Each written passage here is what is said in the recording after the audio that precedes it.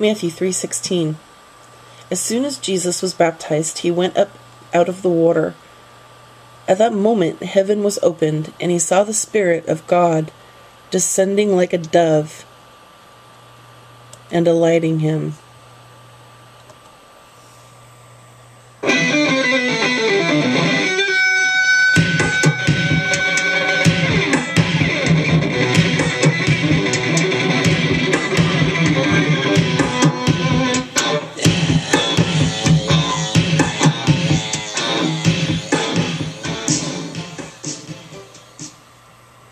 I like that. In almost any music video that you look up on YouTube or whatever, now you'll see that the intro to When Doves Cry on with this crazy ass techno music overlay. It's kind of funny. Anyway, I paid money to go see that concert, so damn it, Prince frickin' owes me a couple rights to a few songs for these movies because the concert blew. Not to be rude, evidently he wasn't feeling very well, but whatever.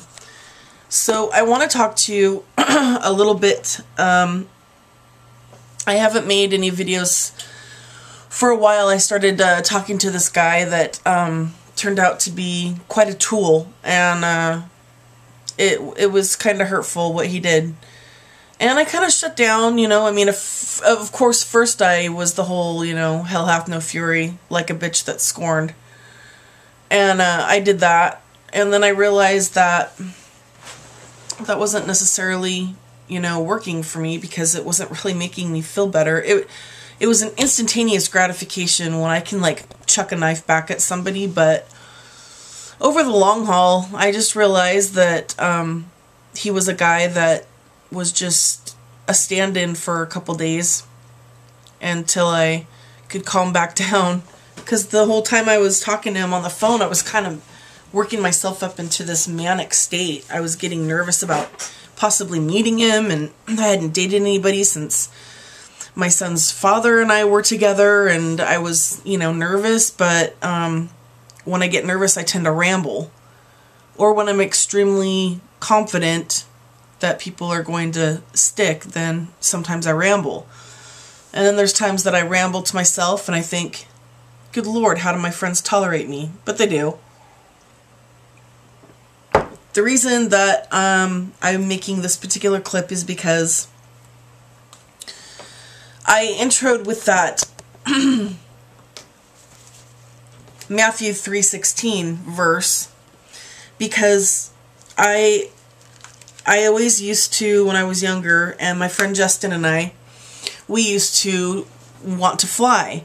Like any child around the ages of 6 to 11 or whatever, we seemed to think that we would one day be able to fly.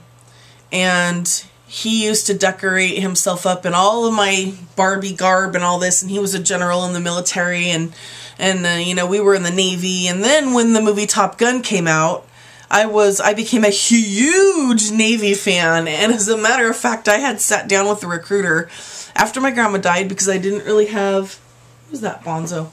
Because I didn't really have, you know, any desire to ever, you know, be in a combat situation where I would have to kill somebody, and it just wasn't really my gig. But I needed the money. And I think that's a lot of the reason that, you know, the youngins go in is because they need the money, or they need some kind of structure, or they need a family setting, because military families are really tight. And at that time I felt like I didn't really have a whole lot of support. And so I sat down, and I mean, back then my body was fly. I must have weighed maybe 162, 163, and I looked thin as a rail. Anyway, so we went over all the stuff, and then it was brought to their attention that I had a history of migraines. And that was one of the pending factors.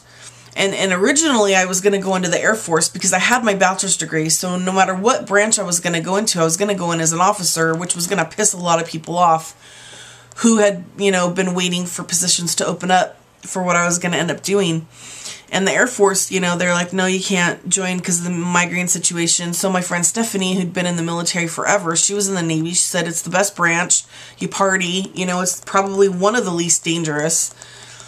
And, but I didn't know how I felt about going out into the ocean, even if it was on a big, you know, huge ship. I was kind of a wimp about that because I'm scared of sharks. And if anything were to have ever happened, whatever.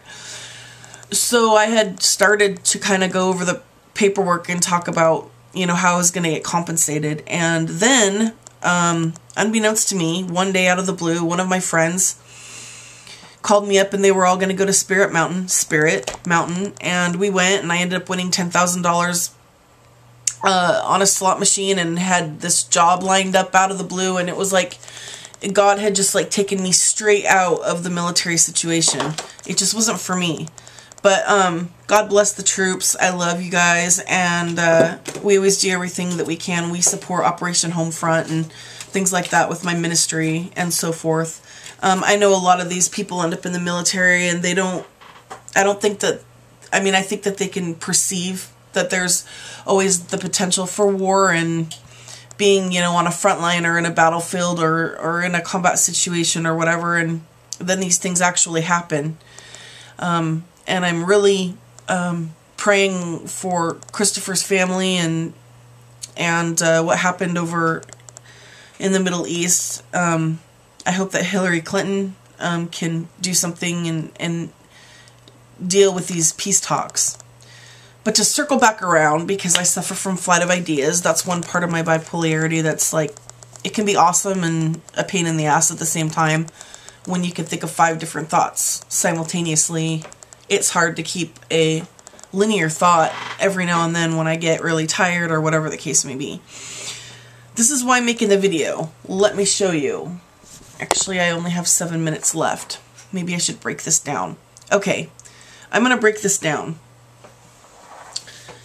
So, when the song When Doves Cry came out,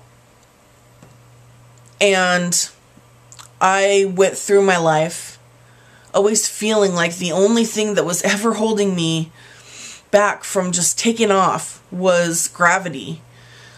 And I used to joke about, I'm just waiting for my wings to come in. They're on back order. And I have often, when I get manic, you fly to this place. I mean, the one thing that people need to understand more than anything is that the Holy Spirit moves faster than the speed of light. The Holy Spirit moves at a speed that is immeasurable. Nobody could actually, the Holy Spirit is unlike any kind of force other than, you know, a physical Jesus and a God out there. The Holy Spirit runs rampant through the Bible, and that's what the Trinity is. And in these scriptures where Jesus says, you know, I'm gonna go and I'm gonna talk to my Father, and I'm gonna ask that, you know, He send an advocate for you so that you'll never be orphaned and you'll never be alone. And that is the Holy Spirit. But what people need to understand is the Holy Spirit manifests itself in people. There's orbs, which are these little balls of energy, and I have never had negative or bad orbs around me.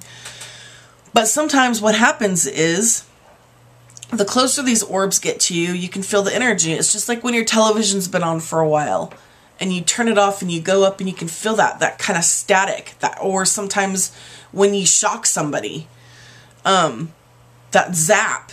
I mean, it happens that fast. It happens faster than anything.